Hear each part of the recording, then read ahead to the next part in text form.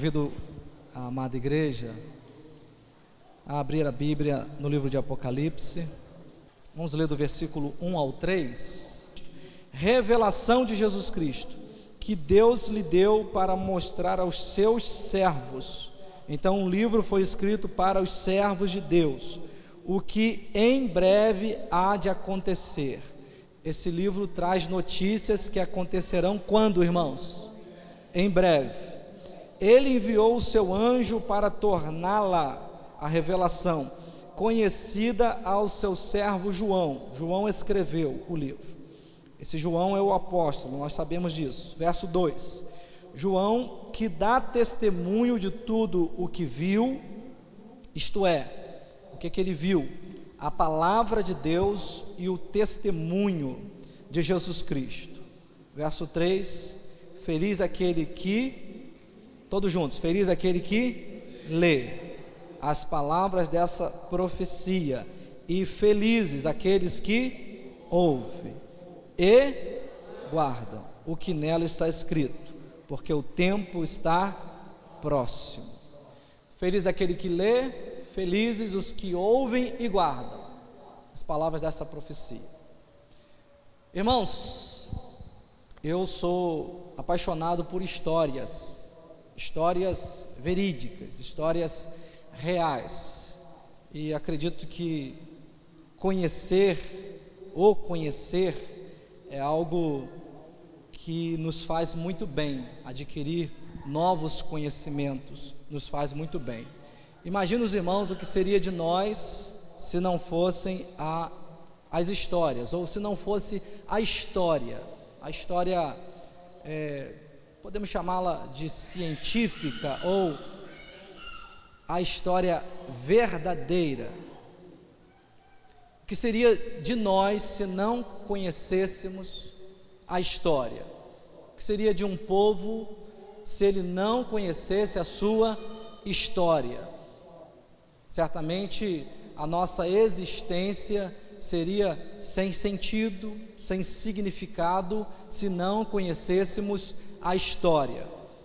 Veja bem, se você acordasse numa manhã de uma semana ou de um dia qualquer e percebesse que toda a sua memória ficou perdida, então você não sabe o seu nome, não sabe quem são seus pais, quem é a sua esposa ou seu esposo, você não conhece nada da sua história, não conhece a história dos seus antepassados, não conhece nada do seu passado. Você teria condições de ter uma vida bem-sucedida, feliz, sem conhecer sua história? Não. E se, para piorar a situação, alguém lhe contasse uma história falsa, mentirosa, e a sua mente então está vazia, e você conhece pouca coisa sobre a sua história, e alguém te conta uma história muito ruim sobre você, e começasse a te contar coisas do seu passado mentirosas, inverídicas, mas que apontasse para a sua existência como uma coisa ainda ruim. Poxa, o que eu estou fazendo nessa vida? Que história de vida ruim eu tenho. Imagine que, se você não conhecesse a história, por exemplo, do seu bisavô, alguém dissesse para você: olha, meu pai me contou histórias sobre o seu bisavô. O seu bisavô foi um ladrão, um assassino, um homem mau, violento, ele fez horrores aqui nessa cidade, em outra cidade. Talvez você teria vergonha de falar o seu sobrenome, por causa da história do seu bisavô. O conhecimento é uma bênção, irmãos. Conhecer a história é uma bênção. A falta do conhecimento destrói. Por isso, esse verso do profeta Oséias, né? O meu povo está sendo destruído porque lhe falta conhecimento. Porque lhe falta conhecimento. Então eu quero que você ouça nessa noite uma história que pode melhorar muito sua vida. Na verdade, uma história que pode dar sentido para a vida de todos nós, um sentido melhor, para você que já é um cristão selado, para você que já tem certeza da sua salvação, para você que é um crente nominal. O que é um crente nominal? É aquela pessoa que foi batizada numa igreja evangélica, está arrolada como membro de uma igreja evangélica, mas se nós fizermos 2 ou 3 perguntas a ela sobre salvação, o evangelho, Jesus Cristo, nós vamos perceber que essa pessoa está na igreja, mas ela é um crente nominal, ela não funciona na segunda-feira como crente. No domingo à noite ela é crente, ela toma banho, se arruma, vem à igreja, mas na segunda-feira os seus amigos de trabalho não sabem que ela é crente. Então ela é um crente nominal, ela não é um crente funcional. E a história que eu vou contar nessa noite, ela pode ajudar você a se tornar um crente de verdade. Porque lá na porta do céu, na porta da revelação do céu, lá tem uma plaquinha com uma relação de pessoas que ficarão de fora. E na verdade, na porta de entrada do céu, na cidade santa, na Nova Jerusalém, existe um livro de chamada, ou um livro de convidados. E aqueles que não estiverem com o nome escrito no livro da vida, não entrarão nos céus. E eu tenho certeza, irmãos, que o meu nome está escrito lá. Por quê, pastor? Você acha que eu tive um sonho? E no sonho um anjo me mostrou com letras vermelhas o meu nome, Heber Gonçalves Cunha, escrito no livro da vida? Não, eu não tive um sonho, mas Deus me revelou que o meu nome está escrito lá. Como que Ele te revelou? Irmãos, não apareceu nenhum anjo na minha casa, não apareceu nenhuma imagem na minha frente, mas lendo a revelação de Jesus Cristo, o Espírito que inspirou este livro, fala ao meu espírito que pela fé em Jesus, o meu nome está escrito lá. E essa é uma herança de todo crente, amém, queridos? Nós podemos enfrentar a morte de peito aberto, porque nós temos a certeza que temos a vida eterna. E quem é que nos contou, quem é que nos deu este conhecimento que nos faz tão feliz? Foi Deus. Foi Deus. Muitos ainda não sabem disso. Na verdade, alguns dos que me ouvem nessa noite ainda estão tutibiando entre 2 pensamentos. O que é melhor para mim? Servir a Deus ou gozar os prazeres do mundo? Alguns, e esses nós chamamos de crentes nominais, vêm à igreja, mas são apaixonados pelo mundo e pelas coisas do mundo, e alguns até acham bonito se esconder na igreja, e não percebem que estão vivendo uma mentira. E lá na plaquinha que impede a entrada de alguns no céu, está escrito que os mentirosos não entrarão lá. E mentirosos são todos aqueles que não andam na verdade. Mas o que é a verdade? Onde está a verdade? Onde podemos conhecer a verdade? Na Bíblia, no Evangelho de João, capítulo 14, versículo 6, Jesus diz: eu sou, o que é igreja? O caminho, a verdade e a vida. Ninguém vem ao Pai senão por mim. Jesus, mais à frente, João 17, diz: Senhor, a tua palavra é a verdade. O que é a verdade, irmãos? A palavra de Deus. Felizes aqueles que ouvem e guardam a palavra dessa profecia. Quando nós vamos ouvir a história ou conhecer essa revelação do Apocalipse, nós percebemos que o final da história não faz nenhum sentido se não conhecermos o início da história. E talvez a sua vida hoje não esteja fazendo muito sentido, porque talvez você não conheça bem o início da sua vida. Alguns dos nossos jovens vão chegar à faculdade e vão ouvir na faculdade, no ensino médio, nas escolas em geral, que nós somos fruto do acaso, que o mundo passou a existir por causa do Big Bang. E nós, na verdade, temos os nossos ancestrais, todos eles que vieram de uma evolução de raças. Você conhece bem a teoria da evolução, que tem destruído a fé de tantas pessoas. Uma mentira descabível, mas que, contada muitas e muitas vezes, é tida por alguns dos jovens crentes como verdade. E nós vamos ouvir os noticiários, nós vamos ler os livros, em que nesses noticiários, nos livros, vão dizer para nós que todos os nossos ancestrais eram animais irracionais, que vieram evoluindo até se tornar um chimpanzé, um gorila, um macaco, e foram ficando de pé, e de repente viraram o quê? Não apenas homens, viraram homens da caverna, trogoditas, barbudos. E hoje em dia, quando alguns homens, de forma pecaminosa, agridem suas esposas, eles se sentem como homens da caverna. Sabe aquele camarada que pegava a esposa pelo cabelo, aquela figura até dos desenhos animados, carregando um porrete na mão e a outra mão arrastando a esposa pelo cabelo. O camarada comete violência contra a sua esposa e ele diz: não, isso está na minha história, os meus antepassados foram assim, homens da caverna.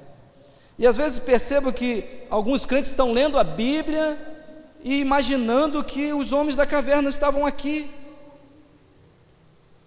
E quando falamos dos nossos antepassados da fé, quando falamos dos homens da antiguidade, a impressão que alguns têm é que todos eles viveram em sociedades da caverna, sem tecnologia, sem avanço, sem conhecimento. Parece que eles eram ignorantes, e nós hoje estamos cheios de conhecimento. Me diga uma coisa: quem tem mais conhecimento, ou quem tem maior capacidade de conhecer as coisas na sua verdade? Um homem que vive 70 anos e consegue cursar 2 ou 3 faculdades, cursar um mestrado, um doutorado, um PhD, e depois ele diz: eu conheço muita coisa. Ou Adão, que viveu 930 anos. Quanto conhecimento você acha que Adão adquiriu nos 930 anos que viveu?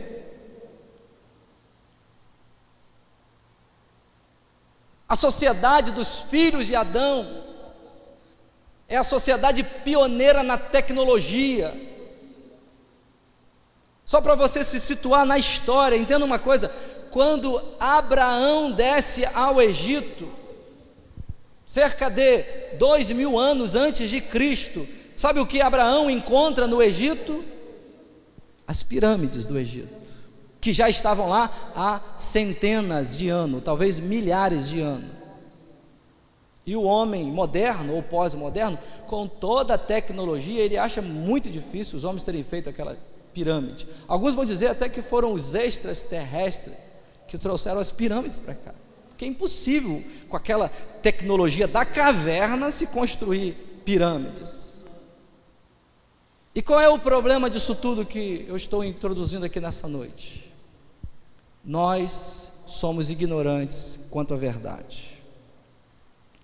Porém, meus amados irmãos, Deus nos entregou a verdade. Jesus disse aos seus irmãos judeus, aos seus conterrâneos judeus: conhecereis a verdade, e a verdade vos libertará. E nessa noite eu quero contar o início da nossa história, como tudo começou. Por isso que nós vamos fazer aqui aquilo que nós chamamos de panorama bíblico. E antes que você ache que eu vou aqui viajar pelo Antigo Testamento, eu não vou fazer isso. Eu quero que você abra a sua Bíblia no primeiro livro que ela nos apresenta. Gênesis. Por que nós voltamos em Gênesis? Porque como entenderemos o final da história se não conhecemos o começo da história? E toda a nossa história começa aqui. Gênesis. Quando Moisés escreveu esse livro, ele não chamou esse livro de Gênesis. Eu disse isso aos irmãos semana passada. Ele chamou esse livro de Bereshit, que é a primeira palavra que aparece no livro, no princípio. Porém, o termo Gênesis, que veio com a Septuaginta, uma tradução do hebraico para o grego feito talvez no segundo século antes de Cristo, talvez na data, mas foi feito durante o império de Alexandre o Grande, que objetivava helenizar todo o império grego, todo o mundo da época. A Septuaginta chamou esse livro de Gênesis. Por quê? Será que os eruditos tiveram alguma pista para chamar esse livro de Gênesis? Na antiguidade, no tempo de Moisés, era comum chamar as obras literárias pela primeira palavra do livro. Por que então que os sábios gregos, que traduziram do hebraico para o grego a versão antiga da Septuaginta, chamaram então esse livro de Gênesis? Porque o nome serve bem ao propósito do livro, porque a forma literária desse livro está organizada, desculpe pela redundância, a maneira como o livro foi escrita está organizada sobre a Gênesis. E eu quero começar mostrando isso aos irmãos, por favor. Capítulo 2, versículo 4.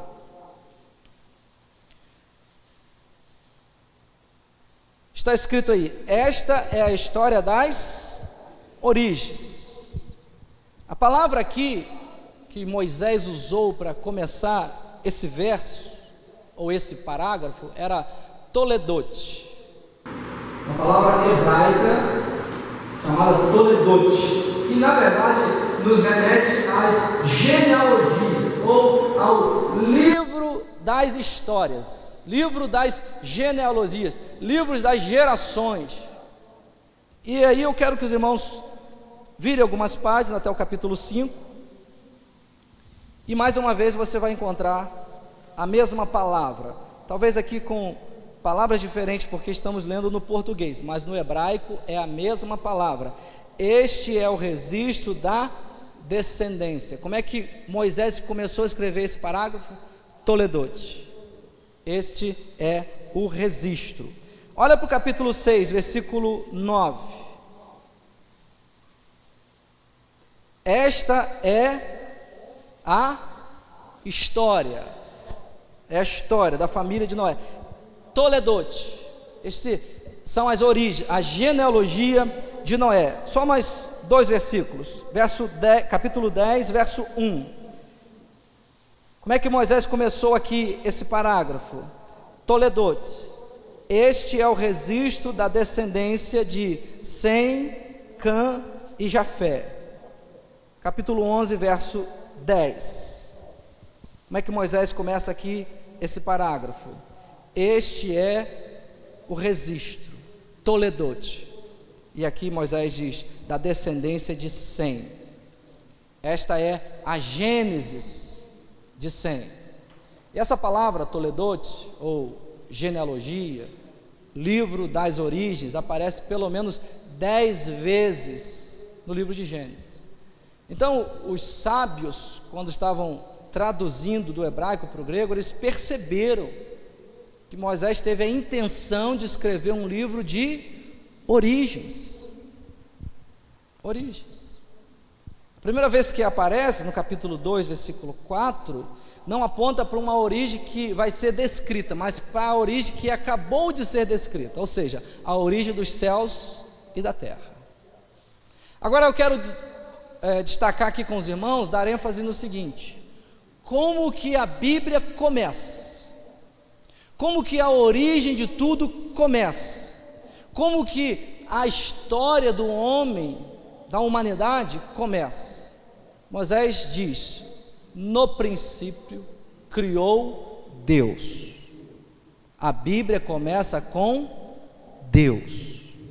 Amém, queridos? A Bíblia começa com quem? Com Deus. Como que a Bíblia termina? Lá em Apocalipse 22, que a graça do nosso Senhor Jesus Cristo seja convosco. Termina com Deus. Começa com Deus, termina com Deus. Pastor, começa com Deus, termina com Jesus. Jesus é Deus, o Filho de Deus. Como que a nossa história começa? A nossa história começa com Deus.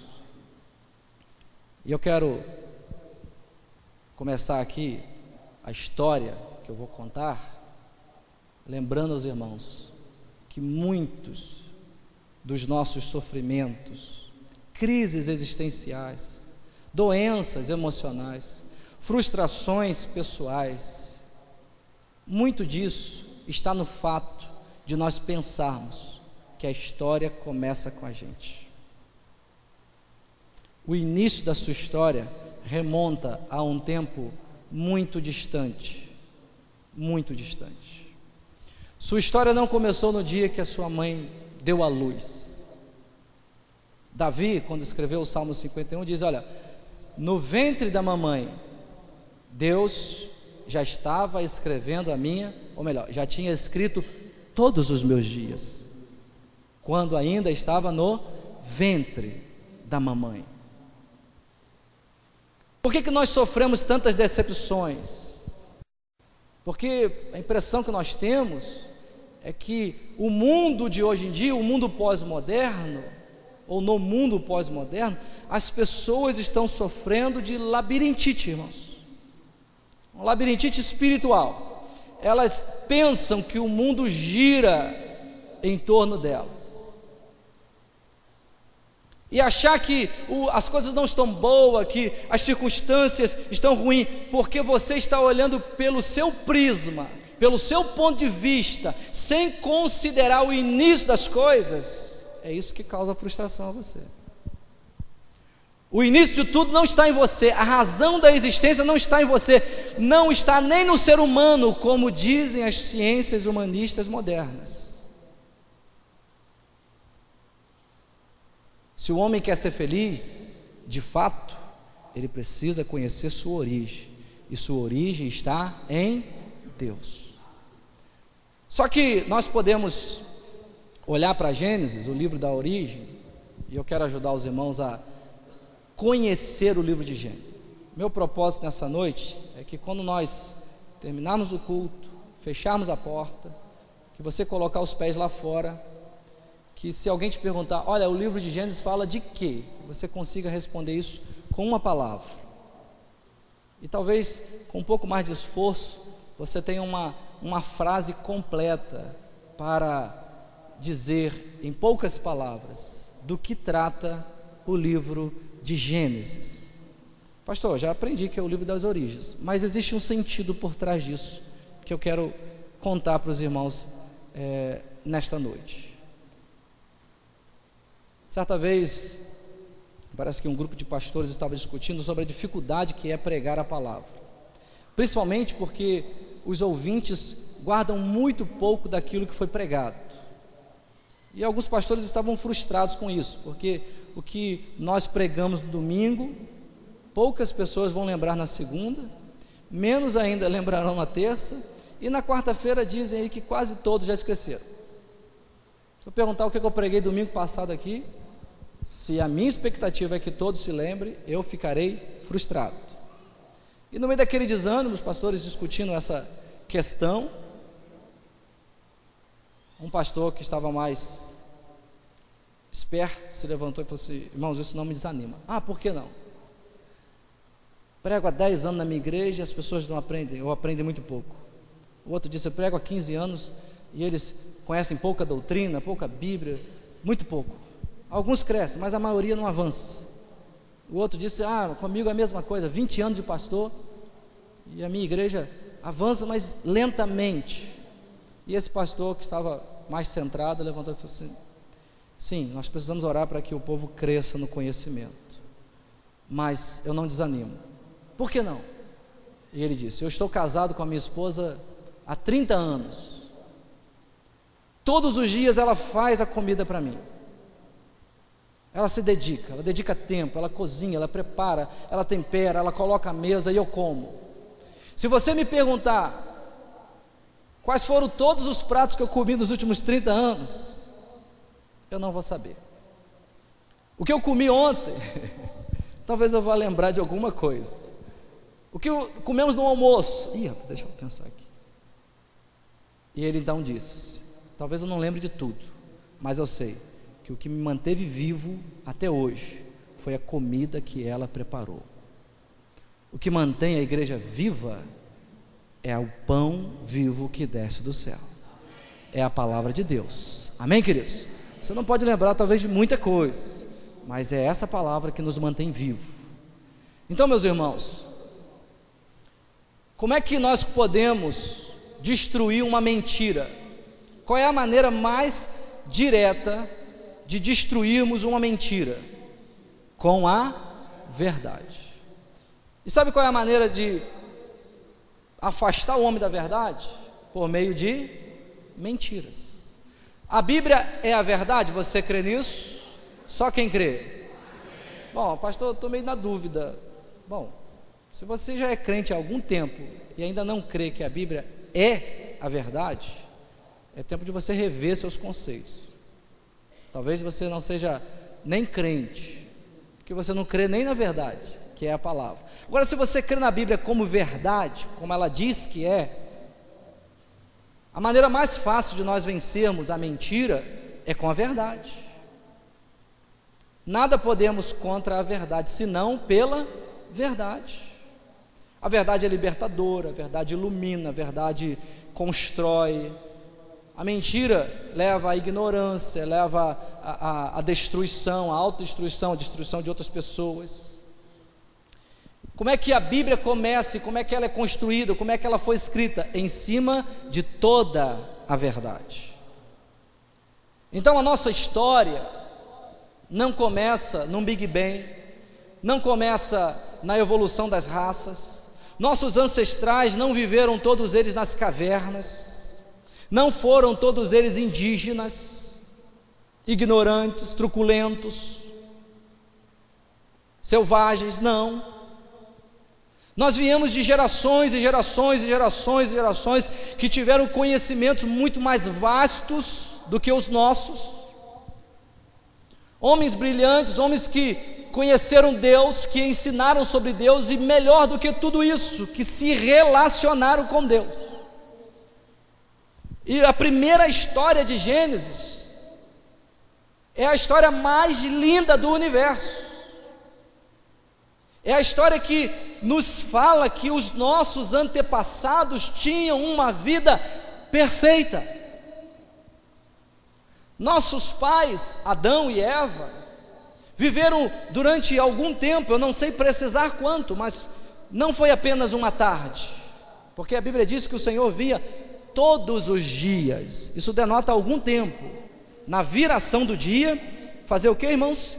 Visitar os seus filhos, Adão e Eva, no jardim, que a Bíblia também chama de paraíso, Éden, jardim de Deus. Então o que nós temos em Gênesis? No capítulo 1 ao 2, 3, nós temos a história da criação. Capítulo 2, até o final do capítulo 2, nós temos a história da criação do homem.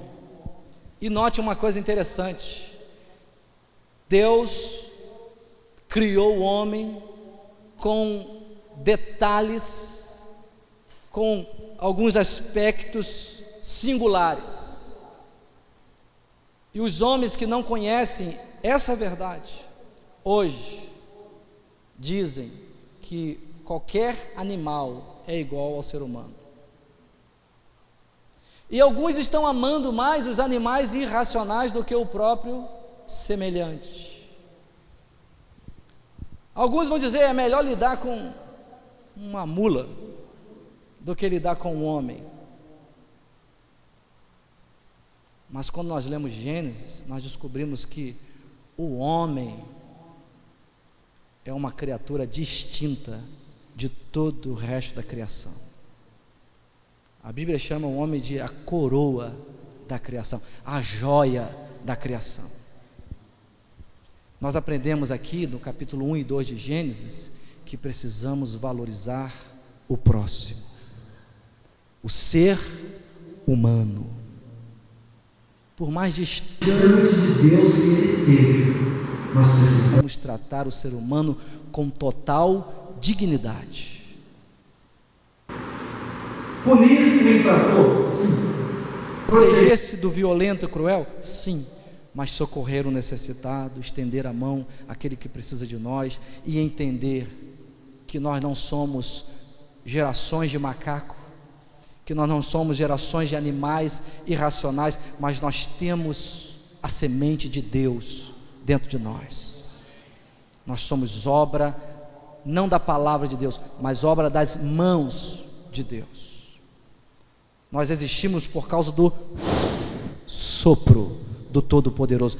Ele soprou aqui nas nossas narinas, por isso somos alma vivente. Só que nós conhecemos a evolução dessa história, e a próxima cena que nós temos, e eu quero apresentar aqui uma divisão simples em Gênesis. Aqui nós chamamos de estrutura. O livro das origens está organizado em cima de origens. E você pode contar a história de Gênesis em duas histórias, só duas histórias. O que fala o livro de Gênesis? Ele fala sobre a história primeira, ou a história primária, como tudo começou. E do capítulo 1 ao capítulo 11, o que nós temos? Temos a história primeira, a história do mundo antigo, e lá não tem nada de macaco evoluindo, lá não tem homem de caverna. O que nós temos são homens se organizando em sociedade, nós temos homens se espalhando sobre a face da terra. Então do capítulo 1 ao 11 nós conhecemos a nossa história, amém, meus irmãos? Ou melhor dizendo, conhecemos a história de toda a humanidade. E existem duas linhas que percorrem o capítulo 1 ao 11, e talvez toda a Bíblia. Na verdade existem duas sementes, porque no capítulo 3 o homem desobedece a palavra de Deus, e todas as vezes que desobedecemos a palavra de Deus, qual é o resultado disso, irmãos? A morte, porque o salário do pecado é a morte. Então Deus diz: de todas as árvores comerás livremente, mas da árvore do conhecimento do bem e do mal não comerás. Por quê? Antes que Adão perguntasse, o Senhor disse: porque no dia em que dela comeres, certamente morrerás. E aí o capítulo 3 talvez seja o capítulo mais tenebroso de toda a Bíblia, porque no meio do dia as trevas apareceram. Quando a luz da comunhão com Deus mais brilhava na face de Adão e Eva, eles conceberam ao pecado, e o pecado entrou no mundo. Mas não vou entrar nos pormenores, o tempo não me permite, só lembrando aos irmãos, vocês conhecem a história.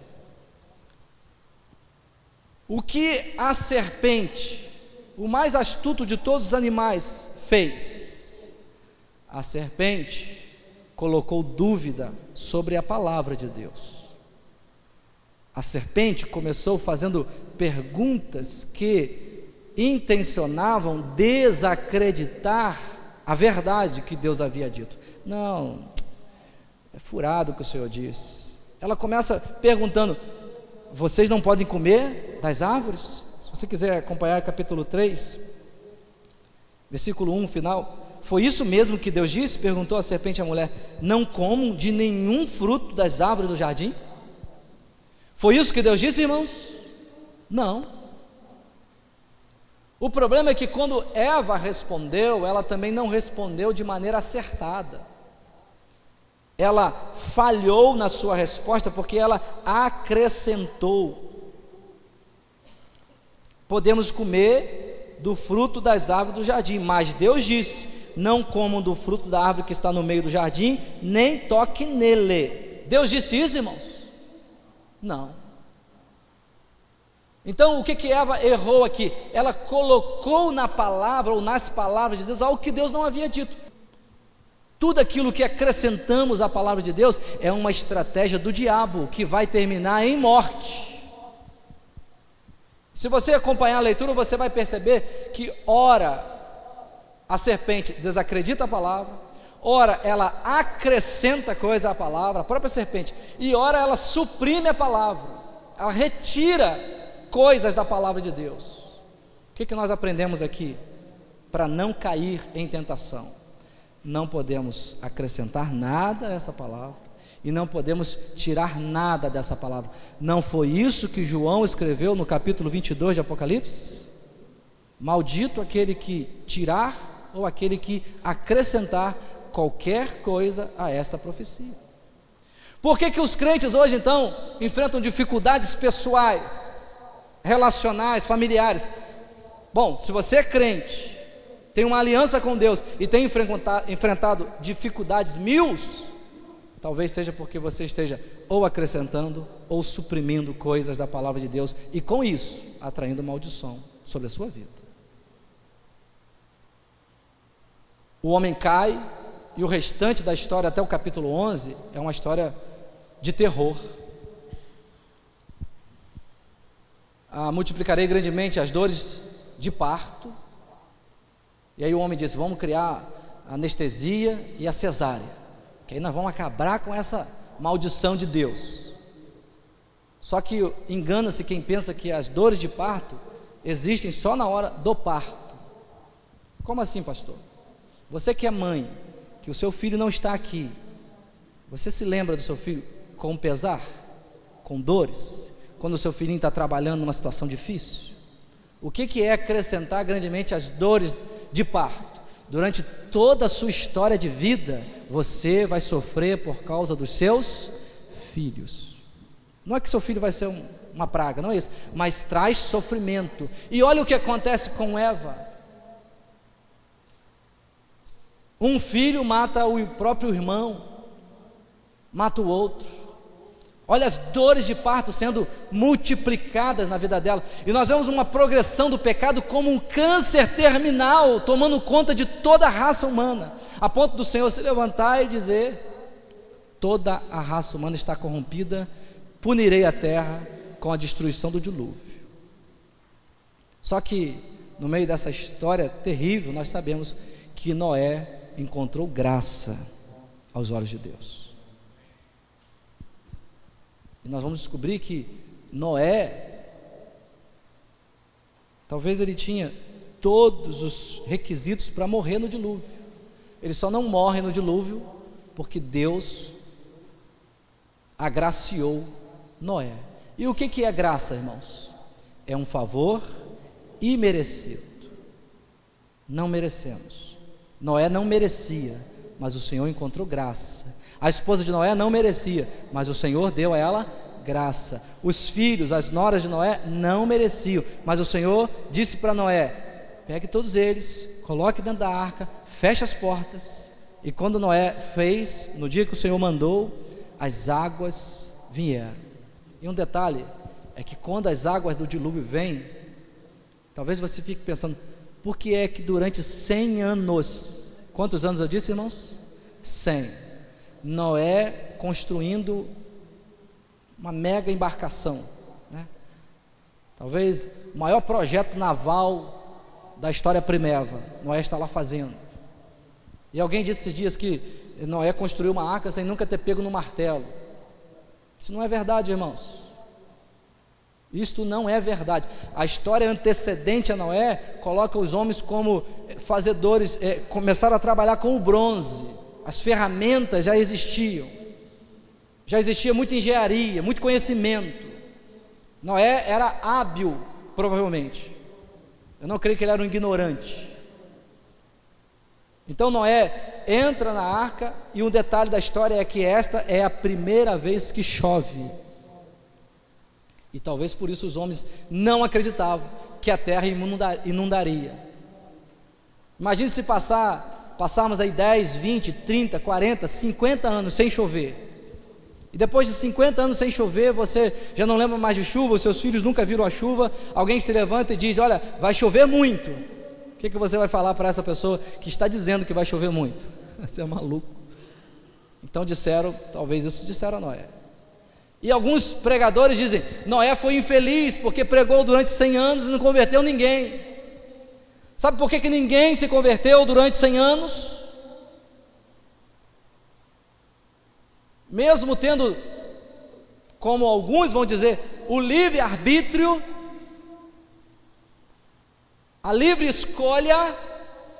Por que os homens não escolheram a arca? Por que os homens não entraram na arca? Por que os homens não escolheram a salvação, e sim a morte?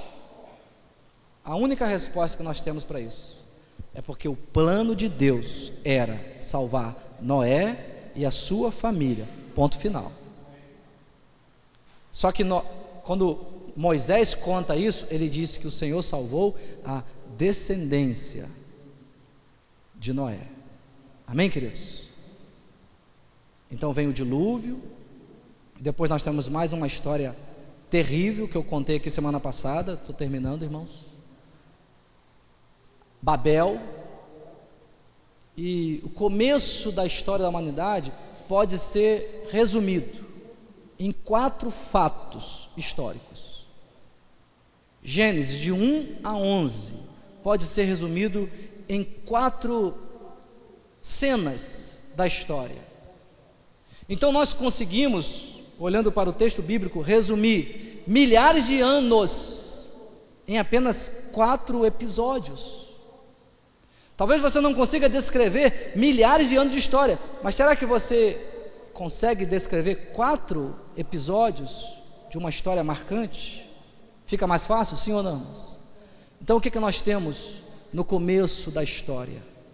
Nós temos a criação, a geração de Deus, Deus o Criador de todas as coisas, não um acidente casual, não uma obra enigmática. Os homens são tão rebeldes contra o Criador, que conseguem acreditar numa mentira perversa dessa, e não conseguem acreditar que o universo foi criado pela ação de Deus. Então nós temos aqui 4 histórias. A primeira, a criação. A segunda história, a degeneração, ou como chamamos comumente, a história da queda. Criação, queda. A terceira história, a maior, que ocupa mais espaço, do capítulo 1 a 11, a história do dilúvio, a punição, o castigo. E depois do dilúvio, Deus faz uma aliança com o homem e os seus descendentes, coloca o sinal da sua aliança nos céus. O arco-íris está aí até hoje para dizer que Deus nunca mais destruirá essa terra por meio das águas. Então quando a história começa a ficar bonita novamente, pintada com as cores do arco-íris, o que nós temos? Mais uma queda brusca. O homem mais uma vez se rebela contra Deus, e agora não mais sozinho. A Torre de Babel, nós vemos os homens chamando uns aos outros, dizendo: vinde, façamos tijolos, vinde, construamos uma torre para nós, para que o nosso nome seja famoso, para que não sejamos espalhados sobre a face da terra. E o detalhe de tudo isso é que a ordem de Deus era: multiplique-se e encham a terra. E os homens disseram para Deus: não faremos o que o Senhor quer, faremos o que nós queremos. Nimrod, o rei de Babel, eu disse aqui semana passada que o nome dele era devemos nos rebelar. Um líder anti-lei, anti-Deus, anti-piedade, um homem cruel, talvez o primeiro ditador, escravizador, idólatra, talvez o pai das religiões pagãs. Junta todos os homens e começa a dizer: não nos espalharemos. Só que o capítulo 11, do 1 ao 9, que conta a história da Torre de Babel, a última cena dessa história primeva, no versículo 5 diz que Deus desceu para ver a torre. Na verdade, ele desceu para ver o que se passava na terra. E como os homens estavam dizendo, vinde, vinde, vinde, Deus também disse, vinde. Vamos confundir a língua dos homens, porque se nós não fizermos isso, o Senhor falando, onde que acabará todo o intento do homem? Onde que o homem pode chegar com tanta maldade, com tanta intenção maligna? E o Senhor então, irmãos, protege os nossos descendentes quando confunde a língua dos homens, e por causa da confusão de línguas, os homens se espalharam por todos os continentes.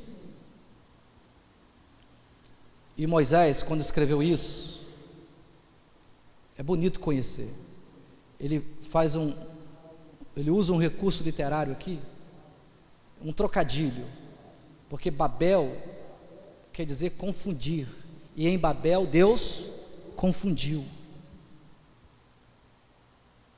Então, essas 4 cenas resumem os primeiros anos, milhares de anos da história da humanidade: criação, degeneração, criação, queda, dilúvio, que é a punição por causa do pecado, Babel, a intervenção de Deus para a preservação dos seus propósitos.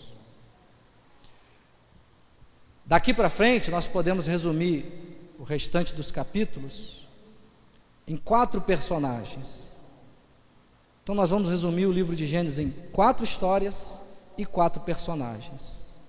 Quem são os 4 personagens que vão tomar conta de toda a narrativa daqui para frente? Capítulo 12 começa com um personagem. Quem lembra? Quem é? Abraão. O filhinho de Abraão, o filho da promessa, Isaac. Depois, Jacó. E o último deles, de Gênesis, a história termina com ele: Abraão, Isaac, Jacó e José, o governador do Egito. O livro começa com vida, criação e termina com morte. Como é que começa a Gênesis? Com criação. Como é que termina? Com caixão. Termina no funeral. Só que Gênesis, lembra do princípio? Quando tudo era trevas, o que Deus disse? O que Deus disse? Haja luz. E o que passou a existir? A luz. Então Gênesis é um constante luz nas trevas. Lembra do que o salmista diz? Que Deus faz das trevas nascer a luz. Quando tudo parece perdido em Gênesis, a luz renasce. Babel foi aquela confusão. Capítulo 12, Deus chama Abraão e diz para ele: sai da tua terra, do meio da tua parentela, vá para uma terra que eu te mostrarei. Eu abençoarei os que te abençoarem, amaldiçoarei os que te amaldiçoarem, e tu serás uma bênção. Moisés está contando a história de Israel. Para quem, irmãos? Para um povo chamado Israel. Onde estava aquele povo? No deserto. Mas aquele povo ouviu que antes de ir para o deserto, os seus pais estiveram no paraíso. E que na verdade a história não é feita por casualidades, mas é governada pelo bom e poderoso Deus, que está levando o seu povo para onde, irmãos? Onde que essa história termina? No paraíso. O povo está no deserto, sentindo o calor do dia, o frio da noite, as necessidades, mas ele está ouvindo: olha, Deus está cuidando de nós. Para aquele povo, depois de 400 anos de escravidão, alguns nem se lembravam mais de Abraão, mas Moisés está dizendo para eles: olha para trás, nós somos os filhos de Abraão. Nós somos o povo abençoado por Deus.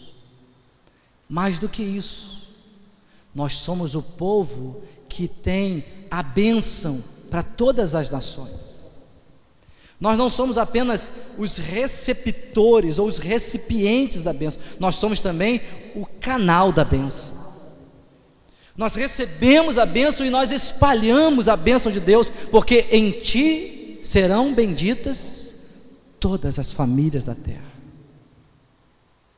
Irmãos, eu termino dizendo para vocês que o livro de Gênesis pode ser resumido numa palavra, e essa palavra é eleição. Esse livro conta como Deus escolheu um povo no meio de tanta desgraça e manifestou sua graça. Alguns de forma equivocada vão dizer: Abraão sim, foi bom, Isaac foi bom, Jacó foi bom, José foi bom. Mas sabe o que nós percebemos? Que todos eles falharam, foram incapazes de cumprir Gênesis 3,15: a semente da mulher pisará a cabeça da serpente. Só que essa história não termina em Gênesis 50. No caixão, os filhos de José estão lembrando das suas últimas palavras. E as últimas palavras de José foram: Deus visitará o nosso povo. Não ficaremos no Egito. Quando Deus nos visitar e nos tirar do Egito, leve os meus ossos para a terra prometida.